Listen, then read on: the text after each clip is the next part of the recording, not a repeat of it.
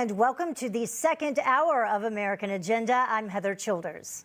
And I'm Bob Sellers. Democrats have been condemning Republicans for the rally in Washington that led to the attack on the Capitol. However, there were many in attendance who did not condone the violence and were only there to support the president, as they believed that he should have won the election.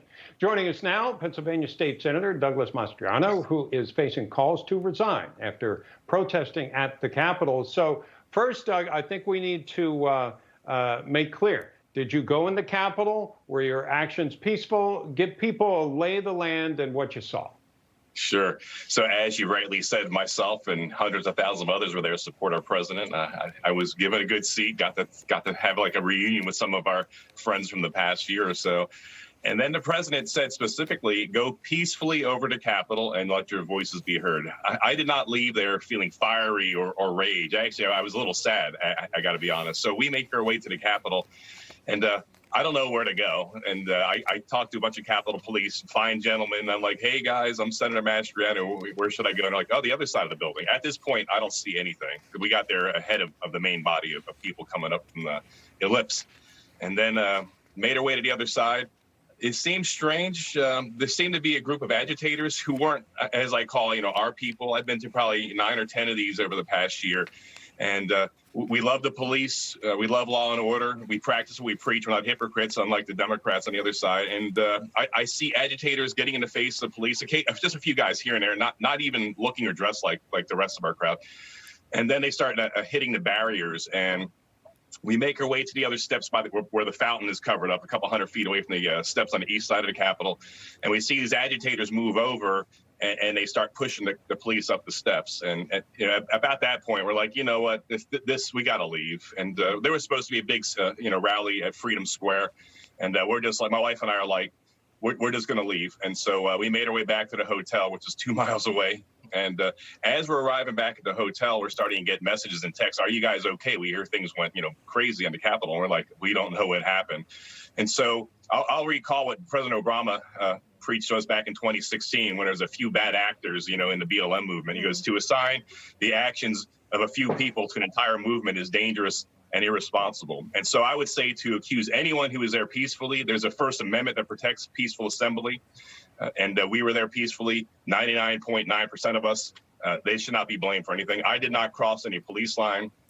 I did not even step on the Capitol steps. And as a result of that, I was nowhere near any door to get into the Capitol. And so it's ironic to me that the same Democrats calling for my resignation, I guess they should also consider resigning as well, because not only did they participate or complicit in events this past summer in Philadelphia, but they also gave very fiery and I would say explosive words to some crowds in Philadelphia where things went sour this past summer. There are a lot of examples of the same type of rhetoric that they are condemning President Trump for being used by themselves. Rhetoric that the president did not use in his speech at the rally. I did want to ask you about the distance that you had to walk from the rally to the Capitol where the riots began, because I did see a timeline of sorts that had been published in the Washington Post, I believe it was, and there were allegations that people who were actually at the rally and stayed for the duration of the president's speech didn't have time to get over to where all of the riots began when they had initially started before the president had even ended his speech. Yeah, and that's a fact. It's a long walk. When I worked at the Pentagon, I used to jog that stretch, and I really can't remember off the top of my head, but maybe a mile or two. And you're walking in a sea of hundreds of thousands of people. I don't even know how many were there. It's the biggest crowd I've ever been, part of. And there's the images there. And so the timeline. So my wife and I, we see things not looking right. We're ahead. We're a bit ahead of the main body, the people coming up from the ellipse where the president spoke. And that's where we see these agitators, provoking the police and crossing the line. We'll say we decide to leave, but we go around the other side of the Capitol building from where we came up because there's a big crowd behind. We want to get out of there. And so as we're making our way through the crowd, I think that the vast majority of people that were coming up had no idea that things went south. Even us, as we were leaving, things hadn't gone cross-eyed yet. So the main body of people were not there when things went south. As my wife and I are navigating through the crowd, of course, some people recognize me and are getting pictures with me, and you can't help who takes a picture. And so, but we get the heck out of there, and we're a bit astonished and really shocked at how things turned. If I think if any of us had any clue that things were going to go south, that there'd be this kind of outcome, I guarantee you most of us wouldn't have come at all. Yeah, it is really disappointing and troubling and just horrific to look at some of the videos that have come out at this point. And as we know, 5 people have died, including 2 Capitol police officers.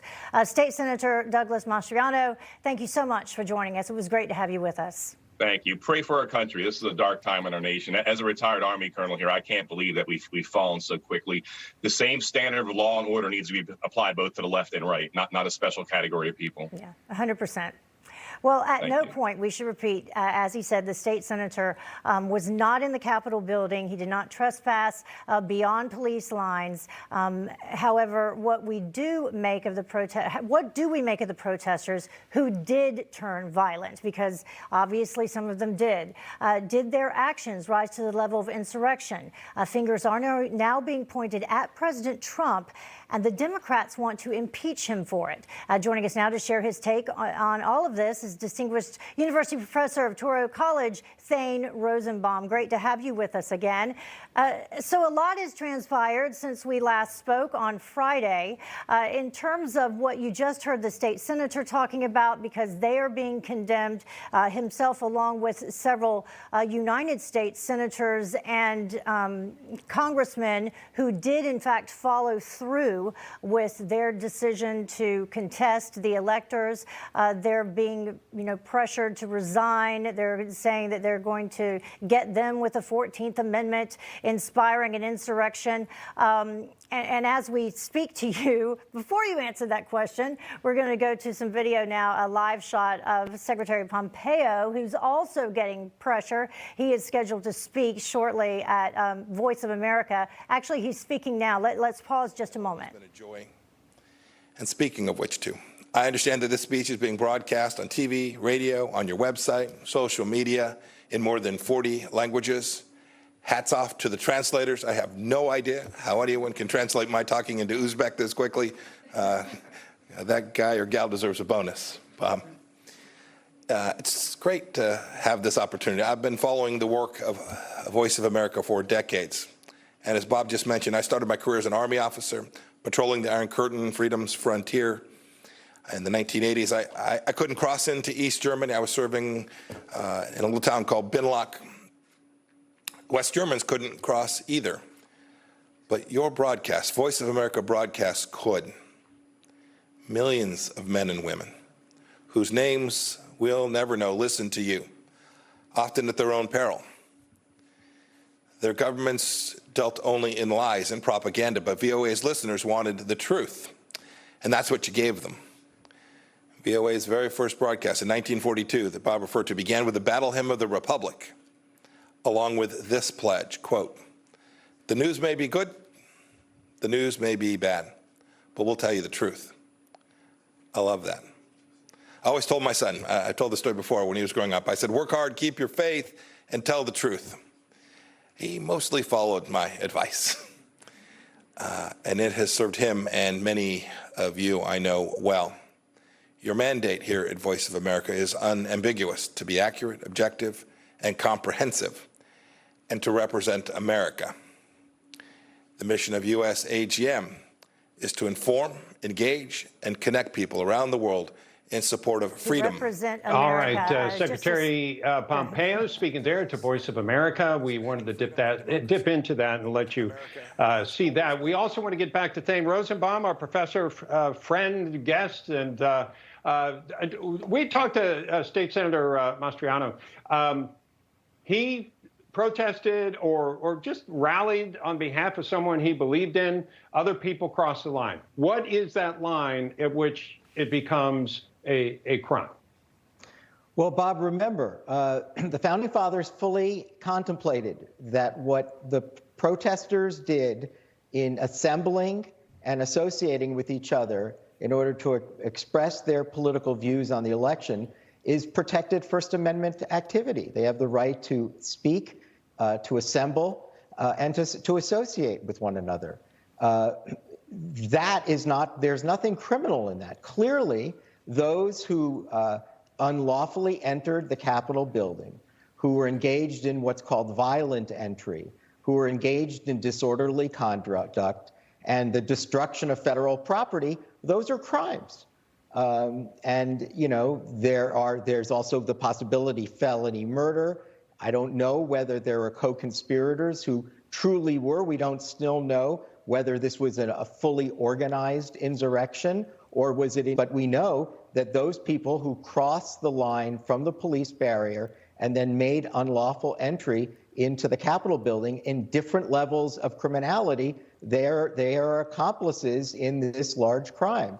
But those who simply came to express their views are exercising their First Amendment freedoms.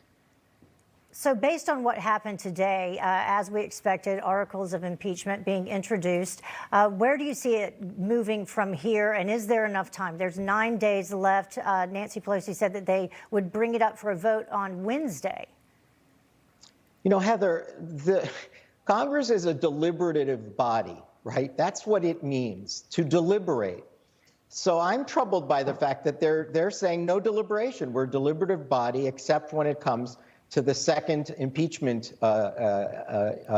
resolution against President Trump. This thing has to be pushed forward. You know, normally, look, I said this on your show last week, Congress can make any rule it wishes with regard to impeachment. They can change the rules every different time. But normally, Heather and Bob, you have an impeachment inquiry. The Judiciary Committee does factual investigations. You develop a legal foundation for why you're doing it. What they're saying here is the president's speech was beyond the pale. On its face, it requires such a level of, again, an extreme, the founding fathers, impeachment is an extreme remedy. It shouldn't be so casually entered into, and that's what it sounds like. She's essentially saying either the 25th Amendment or impeachment, something has to happen by Wednesday. Yeah, and as you're saying, it's a deliberative body. It wasn't created to be efficient. In fact, it's not. Nothing more efficient than a dictator, right? So it's not supposed to do that from our founding fathers. So, Professor Rosenbaum, always a pleasure. Look forward to talking to you again, sir. We'll be back with more of American Agenda after this.